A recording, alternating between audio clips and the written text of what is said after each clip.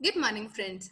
Welcome to our YouTube channel CS Heart. This is CS Stuti Mahajan. Today, I'm going to discuss how to file ITI 2 for the assessment year 2021-22. Let's see.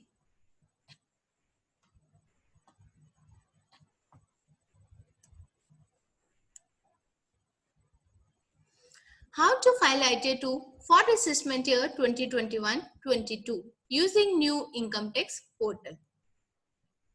Log in to incometax.gov.in. तो हम सबसे पहले log in करेंगे incometax.gov.in की site के ऊपर, जो कि इनकम टैक्स की नई साइट है।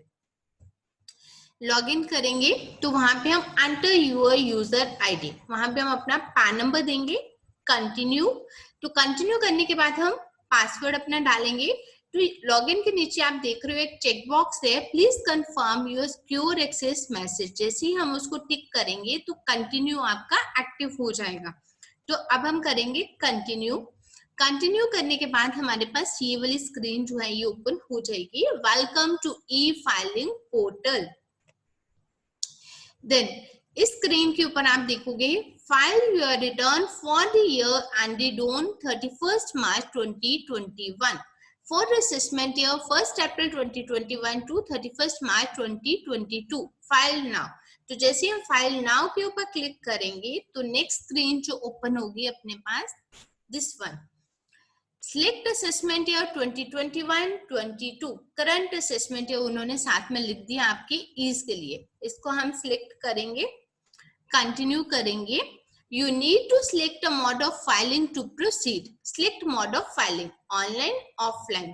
तो इसमें हम सिलेक्ट क्या करने जा रहे हैं, online. Proceed. Income tax return, in case अगर आप बीच में आपने कुछ बनाना शुरू कर दिया, जैसे अपनी आइडिया थोड़ी सी अपने बना ली है, तो वो आपके ड्राफ्ट्स में सेव हो जाएगी। तो अभी हम फ्रेश आइडिया फाइल करने जा रहे हैं। तो हम क्या करेंगे, to file a fresh income tax return start new filing. तो हम इस स्टेप के ऊपर क्लिक करेंगे।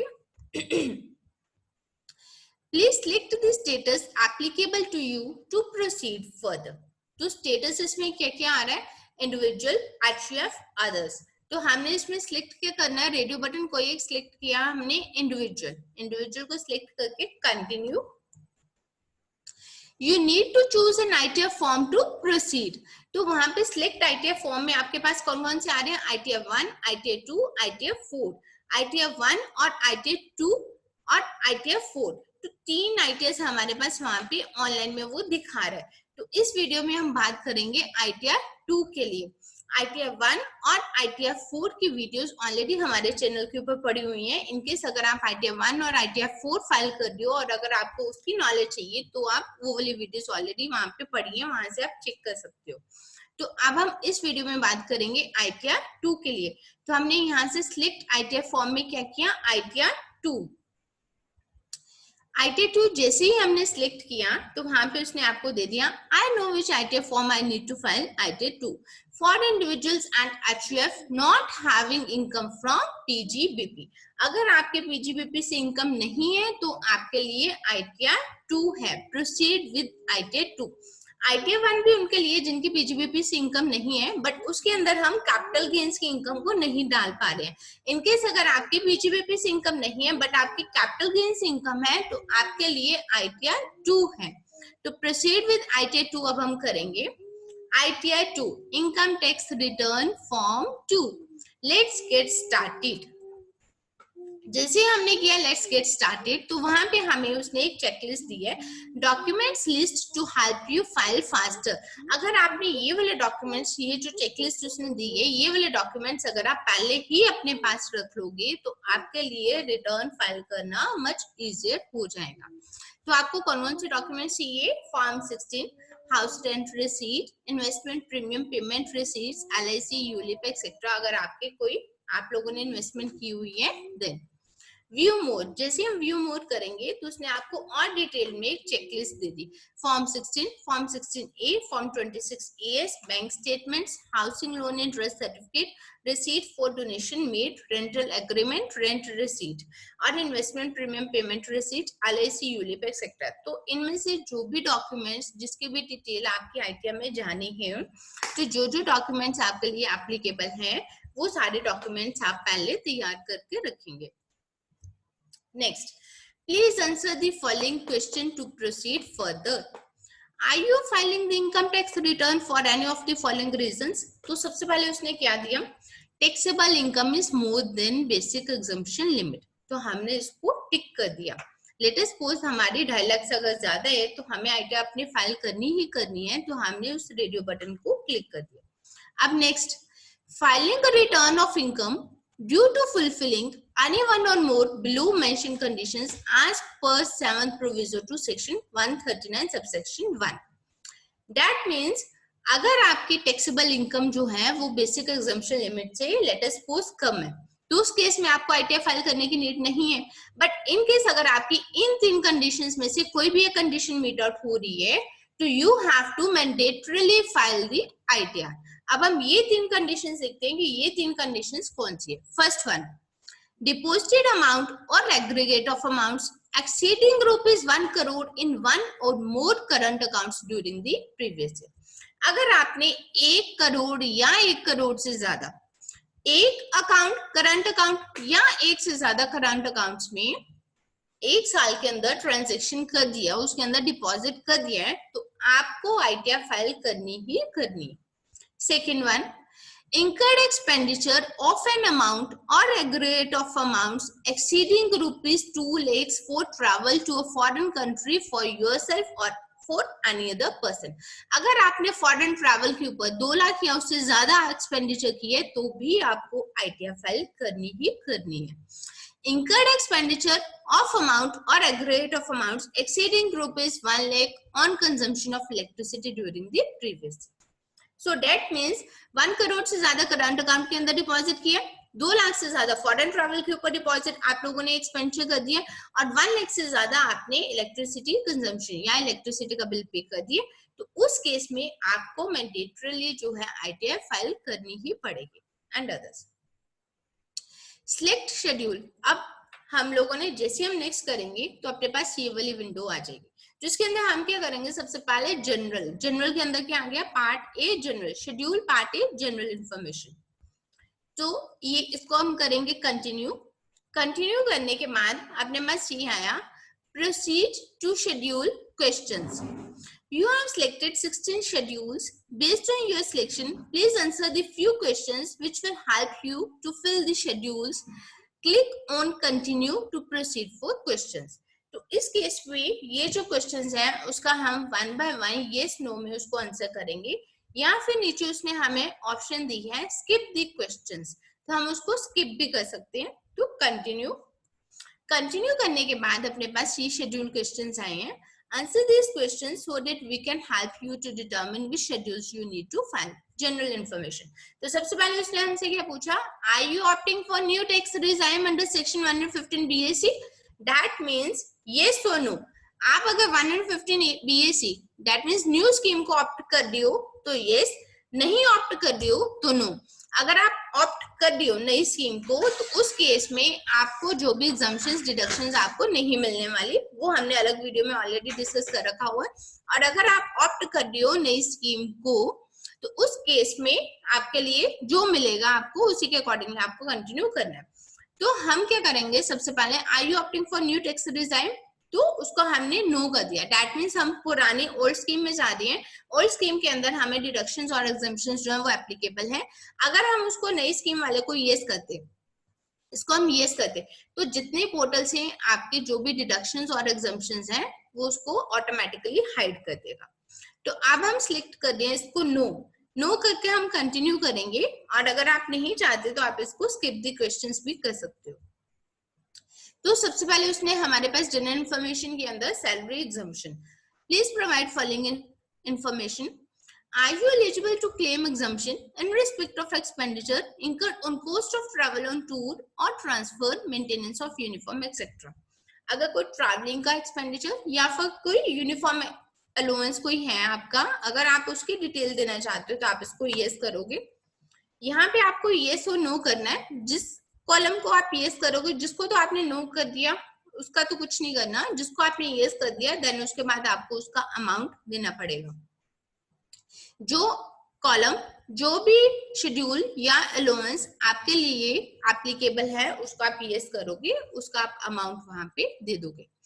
Next, are you eligible to claim exemption in respect of special compensatory allowance, children education allowance, hostel allowance, etc. Are you eligible to claim exemption in respect of HRA? Are you eligible to claim exemption in respect of LTA? Are you eligible to claim exemption in respect of LTA? Please provide the amount to be claimed as exemption. तो in case अगर आप इसको yes करते हो तो आप उसका amount provide कर दोगे।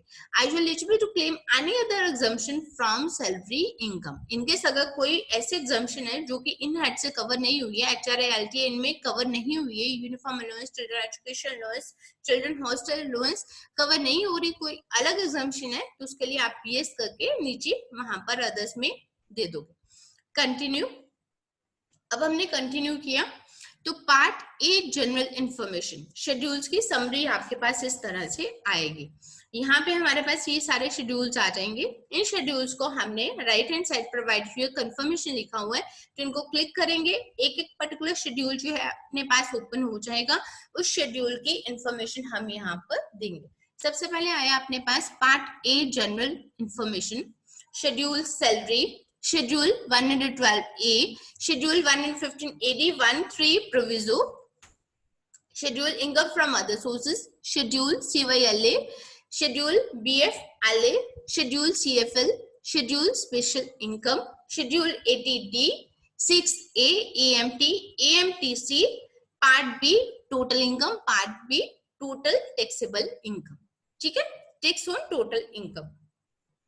तो ये अपने पास आए। अब हम इनको वन बाय वन क्लिक करते हैं। तो सबसे पहले अपने पास कौन से शेड्यूल आया था? General information. तो जनरल इंफॉर्मेशन को जैसे ही आप उसको क्लिक करोगे तो आपके पास ये स्क्रीन ओपन हो जाएगी। यहाँ पर आपके पास ऑप्शन आएगी expand all and collapse all. तो जैसे आप इसको एक्सपैंड करोगे one by one, personal information को हमने लेटेस्ट पोस्ट एक्सपैंड किया, जिसके अंदर आपका आ गया first name, middle name, last name, PAN number, date of birth, Aadhaar number. Contact details में आपका address, mobile number, email ID. Filing status, filed under section 139 subsection 1। Are you opting for new tax regime under section 115 BAC? तो हमने no कर रखा है। नीचे उसने पूछा है residential status in India, resident, conditions for residential status. तो आपने उसकी जो कंडीशन है 182 डेज और 60 डेज जो भी एप्लीकेबल है उसको आप क्लिक करेंगे। Do you want to claim the benefit under section 115H? Yes और नो। इनकेस अगर एप्लीकेबल है तो यस, अगर नहीं है तो no. Are you govern by Portuguese civil code as per section 5A? No. Details of representative assessee, तो अगर आपने देनी है तो आप यस करके तो उसके नीचे कॉलम में दे दोगे, अगर नो है तो आप नो कर दोगे। Details of directorship, whether you were a director in a company at any time during the previous year, अगर आप किसी कंपनी में डायरेक्टर हो तो यस करके उस कंपनी की डिटेल्स दोगे आप। Then bank details, bank details देखिए आपको अपना बैंक अकाउंट इसमें वैलिडेट करना है, तो आपने वैलिडेट हो गया तो नीचे आ जाएगा वैलिडेटेड। अगर आपका कोई और बैंक अकाउंट है तो उसको नीचे वहां पे ऐड अनदर करके आप उसमें ऐड कर सकते हो। देन ये तो हमने दी जनरल इंफॉर्मेशन। जनरल इंफॉर्मेशन के बाद हमारे पास कौन सी आई? Salary schedule. तो शेड्यूल ऑफ सैलरी जो आया उसके अंदर हम क्या करेंगे? Gross salary. ग्रॉस सैलरी के अंदर लेट अस सपोज आपकी एक से ज्यादा एम्प्लॉय से अगर सैलरी आई है तो एम्प्लॉयर 1, वहां पे एम्प्लॉयर की डिटेल्स आ गई, employer, name of the employer, tan of the employer, nature of employer, address of employer. तो उस केस में उससे जो भी सैलरी आई है, जो परक्विजिट्स आए हैं, तो वो सारी डिटेल वहां पर आ जाएगी। तो gross salary from all employers, तो एक एम्प्लॉयर, 2 एम्प्लॉयर, 3 एम्प्लॉयर, जो भी एम्प्लॉयर्स है उसको आप ऐड करके तो वो टोटल सैलरी जो उनसे आई है वो आपकी सब डिटेल वहां पर आ जाएगी। Then allowances to the extent exempt under section 10। तो अंडर सेक्शन 10 वाले अगर कोई अलाउंसेस आपको मिले जो कि एग्जम्प्ट है वो आएगा। तो ग्रॉस सैलरी में से आपके जो एग्जम्प्ट अलाउंसेस लेस करके वो आपकी नेट सैलरी आ जाएगी। देन स्टैंडर्ड डिडक्शन आपको मिलेगी, तो आपके पास इनकम कैलकुलेट होके आ जाएगी। Income chargeable under the head salaries confirm. जैसे आप यहाँ पे कंफर्म करोगे तो आप मेन वहां पे देखोगे कि जहां पे हमने देखा शेड्यूल सैलरी, वहां पे कंफर्म्ड लिखा आ जाएगा। देन कंफर्म्ड हो गया। अगर आप उसको एडिट करना चाहो तो आप एडिट कर सकते हो। देन नेक्स्ट शेड्यूल 112A, तो ये कौन से शेड्यूल अब शुरू हो गए? कैपिटल गेन्स के। From sale of equity share in a company और unit of equity oriented fund और unit of a business trust on which STT is paid under section 112A। तो अगर आपका कोई एसटीटी ऑलरेडी पेड है under section 112A, तो from the sale of equity shares जो भी है उसकी डिटेल हम यहाँ पर देंगे। सेल ऑफ इक्विटी शेयर्स की यहाँ पे हम click the below button to add details to schedule 112A। Add details जैसे हम इसको क्लिक करेंगे अपने पास यहाँ पे एक विंडो ओपन हो जाएगी, तो उसके अंदर हम ये सारी डिटेल्स देंगे। देन कंफर्म करने के बाद यहाँ पे अपने पास आ गया नेक्स्ट शेड्यूल आ गया, schedule other sources. Other sources में क्या क्या इनकम आएगी? Gross income chargeable to tax at normal applicable rates और income chargeable at special rates. Other sources की अगर कोई इनकम आपकी नॉर्मल रेट वाली है तो वो फर्स्ट कॉलम में वहां पे आ गई। अगर कोई आपकी इनकम है जो कि चार्जेबल एट स्पेशल रेट्स है तो वो आपकी यहाँ पे आ जाएगी। लेट अस सपोज कोई इनकम होती है जिसपे डीटीए के रेट्स लगते हैं या कोई अलग रेट्स लगते हैं, तो वो वाली इनकम आपकी यहाँ पर आएगी। डिडक्शन अंडर सेक्शन 57, जो उसके ऊपर डिडक्शन है वो amounts not deductible under section 58 means let us suppose कोई ऐसे एक्सपेंस होते हैं जो कि पर्सनल नेचर के होते हैं, उसकी हमें डिडक्शन नहीं मिलती है, तो amounts not deductible under section 58 में आपका वहां पर हम उसका अमाउंट दे देंगे जो कि डिडक्शन नहीं लेनी है, या जो अमाउंट्स जो एक्सपेंस है जिसकी डिडक्शन हमें नहीं मिलेगी वो अमाउंट हम वहां पर लिख देंगे। Profit chargeable to tax under section 59, तो उसको माइनस करके आपका प्रॉफिट आ गया। Net income from other sources chargeable at normal applicable rates, तो ये नॉर्मल एप्लीकेबल रेट्स की कैलकुलेशन उसने कर दी। Then income from other sources other than from owning race horses, income from the activity of owning and maintaining race horses, income under the head income from other sources. तो income from other sources के अंदर जो भी information है वो आप इस schedule में देके वहां पर आपकी इनकम फ्रॉम अदर सोर्सेज जो है वो कैलकुलेट हो जाएगी। Then next schedule CYLA, details of income after set off current year losses. अगर आपके करंट ईयर के लॉसेस हैं तो उसकी डिटेल्स आफ्टर सेट ऑफ करने के बाद वो यहाँ पर आएगी। तो ये वाली जो इनकम है यहाँ पे आप चेक करोगे, head source of income, income of the current year आपकी यहाँ पर आएगी जो इनकम है। House property loss of the current year set of, net loss from other sources chargeable at normal applicable rates of the current year set off, current year income remaining after set of. ठीक है, तो यहाँ पे क्या आया? Details of income after set off current year losses. Losses को set of करने के बाद आपकी इनकम क्या बच रही है करंट ईयर की इनकम आफ्टर सेट ऑफ। तो इस शेड्यूल को फिल करने से पहले आई रेफर कि इसके जो करंट ईयर लॉसेस वाला जो शेड्यूल है उसको हम पहले फिल करें। अभी वो नेक्स्ट में जब हम इस पे जाते तो वो नेक्स्ट में आएगा, तो उसको हम पहले करें।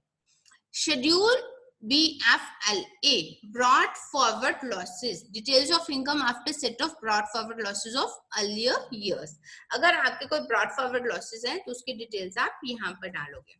Schedule CFL, details of losses to be carried forward to future years, तो इसके अंदर आप डिटेल्स डालोगे। यहाँ पे अगर आप चेक करोगे असेसमेंट ईयर, ये आपके पास ऑटोमेटिकली लिखा आएगा कि ये वाले असेसमेंट ईयर का ये डेट ऑफ फाइलिंग है, ये आप लोगों ने देनी है कि ये डेट ऑफ फाइलिंग है। ये ऑलरेडी जैसे हमने 13, 14, 14, 15, 15, 16, 16, 17 के अंदर अगर कोई थी तो ऑलरेडी वहां पे दी होगी, तो वो ऑलरेडी आपका हर साल में कैरी फॉरवर्ड होता चला जाएगा। तो डेट ऑफ फाइलिंग असेसमेंट ये इसकी डेट ऑफ फाइलिंग ये, इसमें ये वाला हाउस प्रॉपर्टी का लॉस था जो कि carry forward to future years में जो कि कैरी फॉरवर्ड हुआ है। तो कैरी फॉरवर्ड हुआ है तो उसको आप करंट ईयर के अंदर उसका क्लेम भी कर सकते हो। देन शेड्यूल ऐसे income chargeable to tax at special rates, अगर कोई आपकी ऐसी इनकम है जिसके ऊपर के स्पेशल रेट लगेगा तो वो वाली इनकम जो आपके चार्जेबल हो जाएगी यहाँ पर। देन शेड्यूल 80D, एटीडी के शेड्यूल के अंदर क्या आएगा, click the below button to add deductions under section eighty D. जैसे ही हम इसको करेंगे, ऐड डिटेल्स करेंगे, कंफर्म करेंगे, तो अपने पास ये वाली स्क्रीन ओपन हो जाएगी, add deductions under section ATD. तो इसके अंदर हम क्या करेंगे, वेदर यू और any of your family member excluding parents is a senior citizen, yes और नो उसका करके, अगर आपने सेल्फ एंड फैमिली के लिए हेल्थ इंश्योरेंस लिया है, प्रिवेंटिव हेल्थ चेकअप के लिए लिए, जो भी पॉलिसी ली है, आप उसका अमाउंट यहाँ पे डालेंगे तो आपको उसकी एग्जम्पशन जो है, डिडक्शन उसकी मिल जाएगी। Then schedule 6A, chapter 6A की जो डिडक्शंस है वो आप यहाँ पर क्लेम कर सकते हो। चैप्टर 6A की डिडक्शंस कौन से रहती है, LIC के अंदर अगर कोई आपने इन्वेस्टमेंट की है, कोई PPF के अंदर है, NSE के अंदर है, ट्यूशन इनकम है, रीपेमेंट ऑफ हाउसिंग लोन है, तो उस केस में आप चैप्टर 6A की डिडक्शंस जो है वो अवेल कर सकते हो। Then part B, total income. अब हमने क्या किया, एक एक हेड को ओपन करके हमने वहां पर उसकी इनकम जो थी वहां पर डाल दी, जो जो एप्लीकेबल हो रही है वो सारी इनकम हमने वहां पर डाल दी, अगर कोई हमें एग्जम्पशन मिलनी है वो डाल दिया, अगर कोई डिडक्शंस एलिजिबल है हम डिडक्शंस लेने के लिए, हमने उसका अमाउंट डाल दिया। तो अब उसने क्या कंप्यूट कर दिया, कंप्यूटेशन ऑफ टोटल इनकम। उसके अंदर उसने क्या किया, सबसे पहले salaries, income from house property, capital gains, income from other sources, total of head wise income. तो हमने क्या किया, सभी हेड के अंदर जो जो इनकम थी हमने वहां पर डाली, वो सारी की सारी इनकम वहां पर कैलकुलेट होके अपने पास यहाँ पर आ गई। Then losses of current year set off against 5, अगर कोई लॉसेस है करंट ईयर के आपने सेट ऑफ करने हैं तो वो भी सेट ऑफ हो जाएंगे इनकम के against. Then balance after set off current year losses, brought forward losses set off against 7, gross total income जो आपकी आई वहां पर आ गई, income chargeable to tax at special rates, deductions under chapter 6A, total income, income which is included in 12 and chargeable to tax at special rates, net agriculture income, any other income for rate purpose। तो आपने यहाँ पर total income हमारी यहाँ पर calculate हो गई। तो इस तरह से हम लोगों के पास जो टोटल इनकम है वो सारी की सारी आ गई, एग्रेट इनकम आ गया, losses of current year to be carried forward and deemed income under section 115 JC। Then part B, tax liability on total income, computation of tax liability on total income. अब हमने टोटल इनकम तो अपनी calculate कर ली कि हमारी total income तो ये है, टोटल इनकम तो हमने कैलकुलेट कर ली कि हमारी टोटल इनकम ये है। तो अब हम उसके ऊपर टैक्स लायबिलिटी कैलकुलेट करेंगे। Tax payable on deemed total income, tax payable on total income, rebate under section 87A। तो जो टैक्स पेबल हमारा बन रहा है उसमें से अगर कोई हमारी रिबेट बनती है तो वो टैक्स पेबल आफ्टर रिबेट, तो उसके बाद रिबेट हमें मिल जाएगी। देन सरचार्ज ऐड हो जाएगा, हेल्थ एंड एजुकेशन सेस उसके ऊपर ऐड हो जाएगा, तो ग्रॉस टैक्स लायबिलिटी अपनी आ जाएगी कि ये आपका टैक्स बन रहा है। देन अगर आपका कोई टैक्स पेबल आफ्टर क्रेडिट जो बन रहा है, टैक्स रिलीफ अगर कोई मिल रहा है, तो आपका लास्ट में कैलकुलेट हो जाएगा, नेट टैक्स लायबिलिटी आपकी आ जाएगी। और जो आपकी नेट टैक्स लायबिलिटी है वो आएगी, उसके ऊपर कैलकुलेट हो जाएगा अगर कोई आपकी इंटरेस्ट और कोई फीस पेबल है। इंटरेस्ट और फीस पेबल के बाद आपकी एग्रीगेट लायबिलिटी आ गई, लेट अस एज्यूम आपका एक अमाउंट एक्स अमाउंट आपकी आ गई, एग्रीगेट लायबिलिटी ये। अब उसमें से आपके लेस क्या हो गए, टैक्सेस पेड, जो आपने टैक्सेस पे कर रखे हैं। टैक्सेस कैसे पे किए हुए हैं, या तो आपका टीडीएस कटा हुआ है, या आपने एडवांस टैक्स डिपॉजिट कर दी, या कोई आपने सेल्फ असेसमेंट टैक्स आपने डिपॉजिट कर दिया। आपके एग्रीगेट लायबिलिटी में से टैक्सेस पेड आपके माइनस हो गए, तो लास्ट में आपके पास आ गया अमाउंट पेबल या फिर आपका रिफंड कैलकुलेट हो जाएगा। इनकेस अगर आपका अमाउंट पेबल आया तो आप यहीं से जो आपका अमाउंट पेबल है उसको आप पे कर सकते हो, और अगर आपका रिफंड है तो आप उसको आईटीआर फाइल करके अपना रिफंड जो है वो क्लेम कर सकते हैं। देन इसके नीचे आपके देखोगे, do you have at any time during the previous year, यहाँ पे एक्चुअली वो थोड़ा सा वो रह गया है, बट इसके अंदर वो क्या पूछना चाह रहा है कि एनी एसेट्स आउटसाइड इंडिया, ठीक है, तो हमने इसको नो किया। तो जब हमने ये पूरा फाइल कर दिया, नो ये लास्ट में कर दिया, देन हम इसको प्रीव्यू रिटर्न आ गया, प्रीव्यू रिटर्न करके हम अपना देख सकते हैं। जब हम प्रीव्यू रिटर्न करके देखेंगे तो आप देखोगे ये सेम फॉर्म वैसे ही ओपन हो गया, Indian income tax return form ITR 2 assessment 2021-22। तो लेफ्ट हैंड साइड पे आप देख रहे हो टैब्स आ गए, part A general schedule, salary schedule 112 schedule, other sources. तो जो भी आप शेड्यूल जिसका भी आप प्रीव्यू देखना चाहते हो वहां पे आप क्लिक करोगे, उसका प्रीव्यू पूरा का पूरा वहां पर ओपन हो जाएगा। जैसे आपके पास ये प्रीव्यू ओपन हो गया तो प्रीव्यू को आप क्रॉस चेक कर सकते हो, इसको डाउनलोड भी कर सकते हो, प्रिंट भी इसका ले सकते हो।